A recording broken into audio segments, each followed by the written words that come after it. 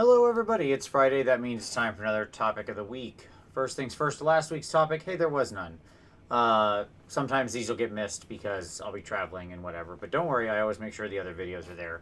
We don't miss Warhammer Weeklies. We don't miss Hobby Cheatings. But sometimes I'll miss these because these are harder to pre-record if I don't know what happened that week. Because sometimes the topic is often relevant, and so it's harder to pre-record.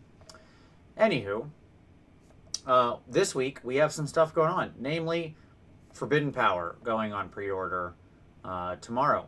And this topic's pretty simple. Are you excited for Forbidden Power? What do you think of what we've seen so far, the previews, the endless spells, and especially the new terrain? I had a chance to mess around with the terrain at Warhammer Fest. I was actually really impressed by the kits. I like all the different ways you can put it together. And I'm not generally a fan of terrain, but I actually really like this kit. I like that it feels very playable. It's there. It can be built in lots of different modular ways, the ways you can put the things together. I think it's also good for basing. Hey, you know me. Terrain is just, really buying basing kits. But I thought this was really nice, and I'm excited, especially to buy that big scatter kit for basing, because I'm definitely going to do that. But I want to get one of the big temples as well, and actually kind of saw that up even more. So I think that's pretty wonderful. I'm excited about that. As far as Forbidden Power itself goes, I'm very much in a wait and see on it. I've seen the endless spells look okay. They're interesting enough. I don't really use many of the other ones that were from Alliance Sorcery, though I use a lot of that stuff. The thing I'm like, that is to say, like the realm artifacts and realm rules, I like all that. But I think the thing I'm most excited for is what it looks like we're getting in here is a lot of really good narrative stuff. And I think that's great. Not everything needs to be, should be in any way for matched play.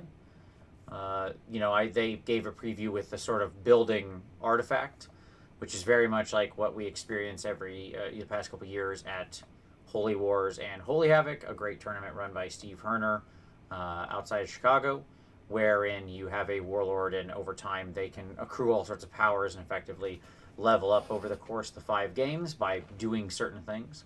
So this is very much in line with that. And in playing in those tournaments, I love it. It's so much fun because it does, being a long-time role player as well as wargamer, I love advancement. I loved Mordheim. I loved all that. So, the idea that you can also have some of that brought into your normal games that gets an A+ from me. I think I'm more excited about this if it ends up being a lot more narrative. Like if a lot of the stuff in there ends up being not really match play. I mean, I'm sure there's gonna be some stuff. Of course, there's gonna be plenty of match play options and stuff in there.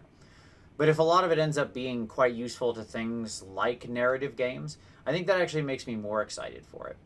Because I don't know that I need a whole additional expansion dropped in as an option for every match play game.